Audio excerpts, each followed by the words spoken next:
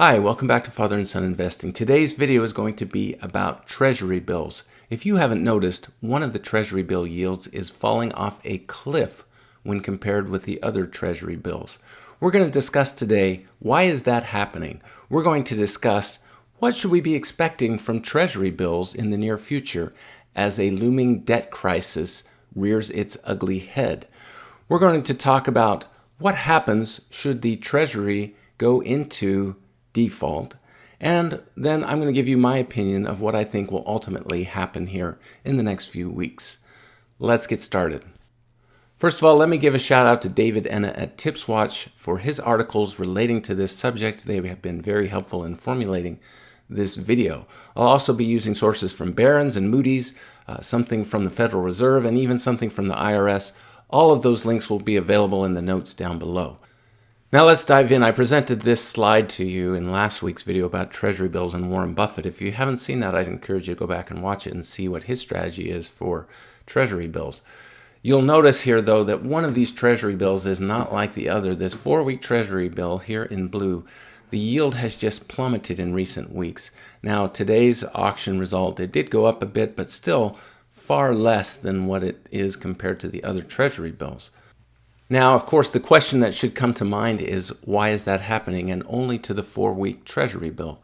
Now, the simple answer, of course, is always that this is a market and it's based on demand. Obviously, the demand for 4-week Treasury bills went up, and so the yield went down. Now, that's a very simple answer. We want the answer behind the answer. Now, this spread in the Treasury bill yields is essentially unheard of in the last 20 years. Dating back to 2003, you'll see on this chart here that the 3-month Treasury bill and the 1-month Treasury bill tend to move in lockstep until just recently, when in this case the 3-month Treasury bill is in blue and the 1-month Treasury bill is in green. We see this huge spread here, which has not occurred in at least the last 20 years. Well, in order to understand what's happening, we need to talk about something called the X date.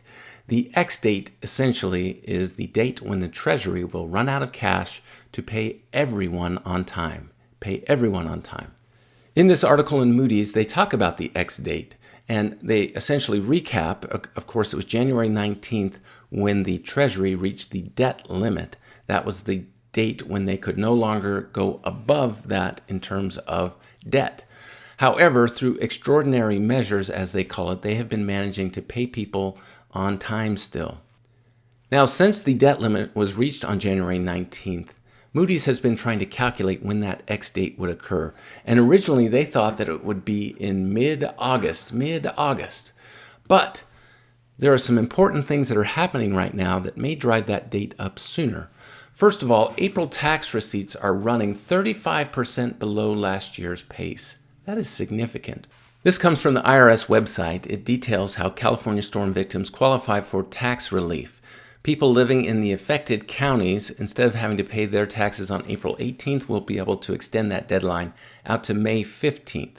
This is at least one potential source of why the IRS tax receipts are coming in 35% less than the previous year. This report goes on to state that despite weaker tax refunds than anticipated, meaning the government won't be paying back quite as much in tax refunds, it appears that the X date may come as soon as early June. If not, and the Treasury is able to squeak by with enough cash, then the X date looks more likely to be in late July. Now, June, of course, has 30 days within it, and that is a rather wide period of time to try to predict when that X date might be reached. But let's just look at the latest Treasury auction results in regards to that June potential X date. We'll see that the 4-week Treasury bill that was auctioned off today came in with an investment rate of 3.905%. Meanwhile, the 8-week Treasury bill came in a full percentage point above that at 5.061%. Why the difference? Well, let's just look at the maturity date here.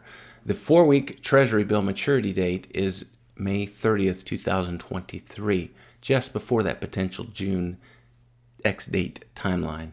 Meanwhile, the 8-week Treasury bill is coming in with a maturity date of June 27th, 2023, very late into the month of June. Potentially that X date would have already been reached, and for taking on that extra risk, the investors here are going to get a full percentage point better on the investment rate than the 4-week Treasury bill. And by comparison, for that 13-week Treasury bill, the 3-month that I showed you in that earlier graph, still that big wide spread, the 13-week came in at 5.216% on the investment rate. What might we expect from Treasury bills as this X-date crisis looms?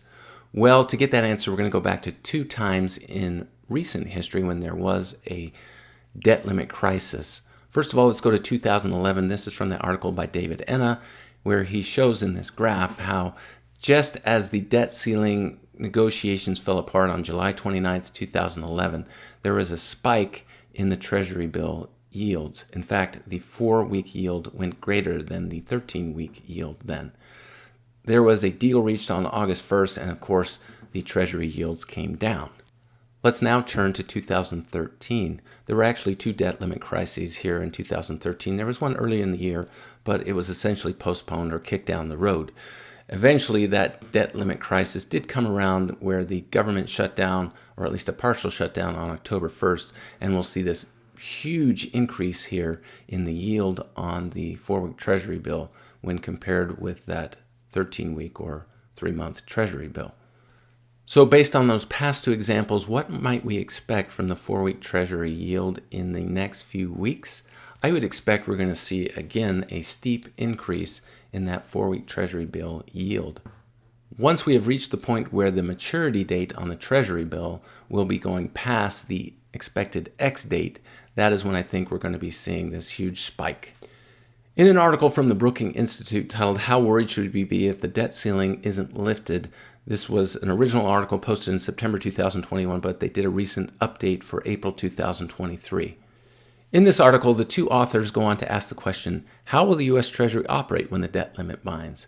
They go on to talk about how one cannot predict how the Treasury will operate when the debt limit binds, given the fact that it would be unprecedented.